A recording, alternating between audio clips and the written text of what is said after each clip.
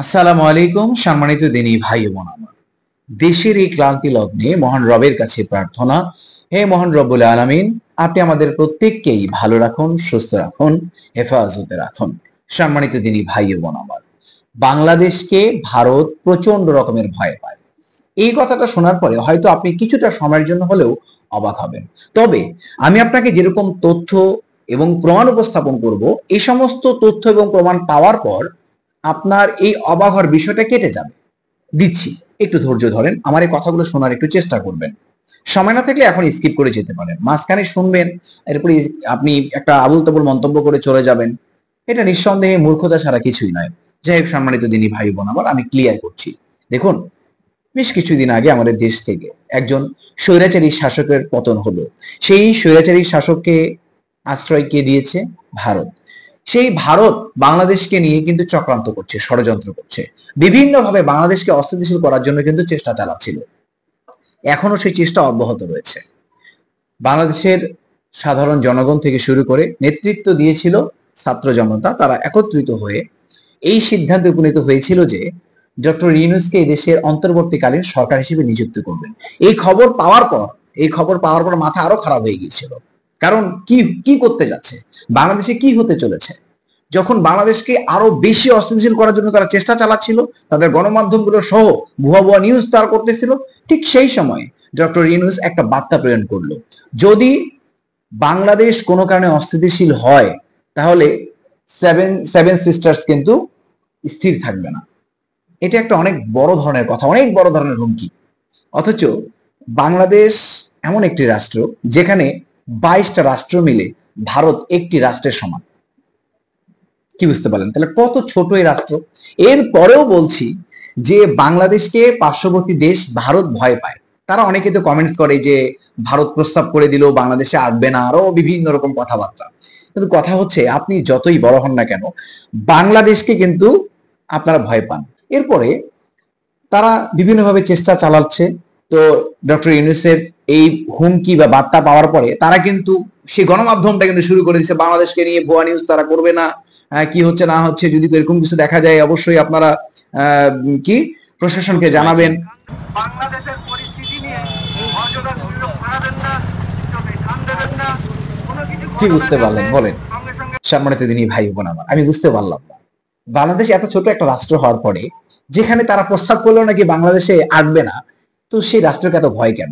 এখনই না, এখনই অধৈর্য হয়েন না। ডক্টর ইউনূসের এই বার্তার পরেই কিন্তু তারা তাদের কিন্তু গণমাধ্যমে তারা যে ভুয়া নিউজ গুলো মানে ছাপাচ্ছিল বা বলতেছিল, এগুলো কিন্তু বলতে বারণ করা হচ্ছে। এটা কেন? কি কারণে? কিসের জন্য?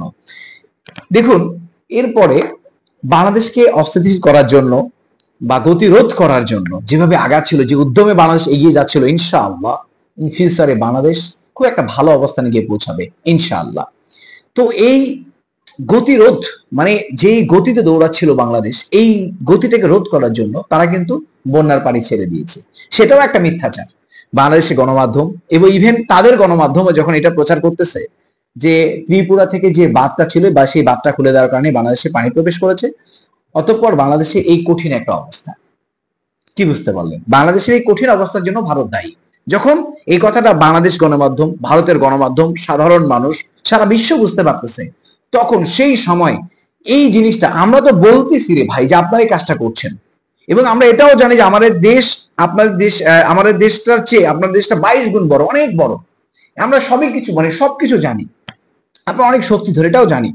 আমরা আবার এটাও বলছি যে আপনাদের কারণে আমাদের দেশে অস্থিতিশীল। তো আপনারা তো অনেক বড় রাষ্ট্র, অনেক শক্তিশালী রাষ্ট্র, তো আমরা বলছি, আপনাদের গণমাধ্যমে কথা বলতেছে আপনারা পানি ছেড়ে দিয়েছেন, আর ভারত ছেড়ে দিল জল, বাংলাদেশ পেল ফল। হ্যাঁ, কত মজা করে, কত নিয়ে বিনিয়ে, কত কত সুন্দর কথাবার্তা, তাই না?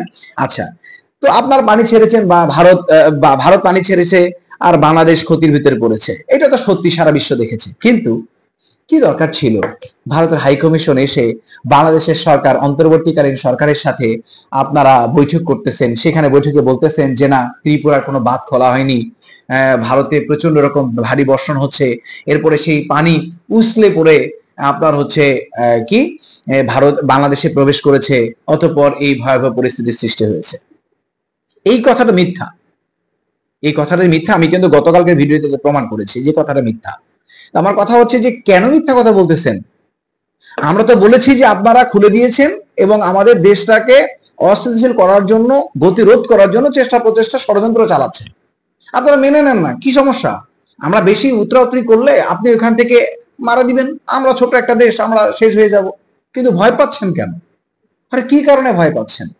সম্মানিত দিনী ভাই বোন আমার, এবার আমি আপনাকে বলি যে আসলে বাংলাদেশকে ভারত সহ আর অন্যান্য হিন্দু রাষ্ট্ররা, বিশেষ করে হিন্দু রাষ্ট্ররা কেন ভয় পায়, এটা আমি আপনাকে একটু এক্সপ্লেইন করে বলি। দেখুন, বাংলাদেশ এবং মানে হিন্দু এবং মুসলিমদের ভিতরে বিশাল একটা পার্থক্য রয়েছে, এবং ধর্মগত যে একটা পার্থক্য সেটা হচ্ছে মৃত্যুর ভয়।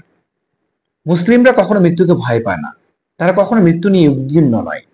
অলওয়েজ তারা মৃত্যুর জন্য প্রস্তুতি নিয়ে থাকে। তারা জানে পৃথিবী থেকে চলে যেতেই হবে আমার রবের কাছে।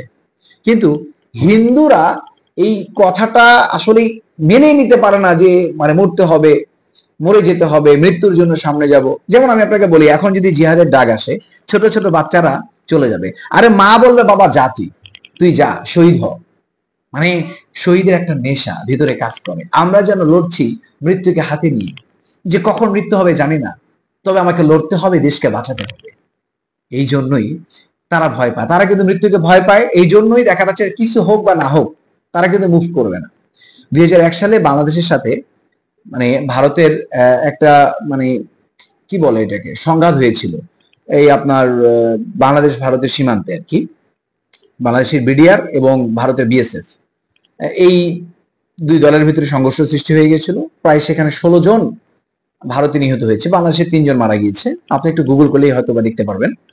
তো এই যে বিষয়টা, বাংলাদেশ আসলে কিভাবে শক্তি দেখায়, কিভাবে সাহস করে তাদের বিরুদ্ধে যুদ্ধ করার, যুদ্ধ তো করেছে, অতঃপর মিলিত হয়েছে। অথচ ভারত যদি ভয় না পেত, তাহলে তো তারা আঘাত প্রতি আঘাত, 16 জন মরেছে, আমাদেরকে কমসে কম 32 জনকে মারতে হবে, এই মানে একটা বিশাল একটা জেদ নিয়ে তারা উপস্থিত হতে পারত। কিন্তু এমনটা করেনি। তাদের ভিতরে ভয় কাজ করে, মৃত্যুকে তারা প্রচন্ড রকমের ভয় পায়। আর বাংলাদেশের মুসলিমরা মৃত্যুকে হাতে নিয়ে সামনের দিকে এগিয়ে যায়, যদি মরতেই হয় বীরের মতো মরবো, ঠিক আছে, বাঁচতে হলে সিংহের মতো বাঁচবো। সম্মানিত দিনী ভাই ও বোন, এই হচ্ছে মূল কারণ যে আমরা মুসলিম, আমরা মৃত্যুকে কখনোই ভয় পাই না। আমরা শাহাদাতের নেশায় আমরা সামনের দিকে এগিয়ে যাই।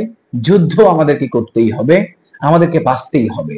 আরে মুসলিম তো হচ্ছে যোদ্ধা জাতি, যুদ্ধ করেই রাসূল সাল্লাল্লাহু আলাইহি ওয়াসাল্লাম মক্কা মদিনা এসব কিছু পেয়েছেন, অতঃপর ন্যায় বিচার প্রতিষ্ঠা করেছেন। সম্মানিত দিনী ভাই, এখন মূল কথা হচ্ছে ভারতের যে ষড়যন্ত্র, যে অপকৌশল আমাদের দেশকে নিয়ে, তারা কখনোই ইনশাআল্লাহ সফল হতে পারবে না। আমরা বিশ্বাস করি মহান রব্বুল আলামিন তিনি যেহেতু দয়া করে আমাদের এই বাংলাদেশকে দ্বিতীয়বারের মতো একটি স্বাধীনতার রূপরেখা দান করেছেন, সেই মহান রব আমাদেরকে এই দেশকে গতিশীল করার জন্য আমাদের পাশে রয়েছেন, এবং তিনি আমাদেরকে কোন একটি সময় ইনশাআল্লাহ বাংলাদেশকে শক্তিশালী একটা রাষ্ট্রে পরিণত করে দেবেন। সম্মানিত দিনী ভাই, এ পর্যায়ের কথা না বাড়িয়ে আজকে ভিডিওটা আমরা এখানে শেষ করছি। আবারও দেখা হবে ইসলামিক এবং দেশভিত্তিক যে কোনো ভিডিও নিয়ে ইনশাআল্লাহ। ততক্ষণ পর্যন্ত মহান রব আমাদের প্রত্যেককে ভালো রাখুন, সুস্থ রাখুন। আসসালামু আলাইকুম ওয়া রাহমাতুল্লাহি ওয়া বারাকাতুহু।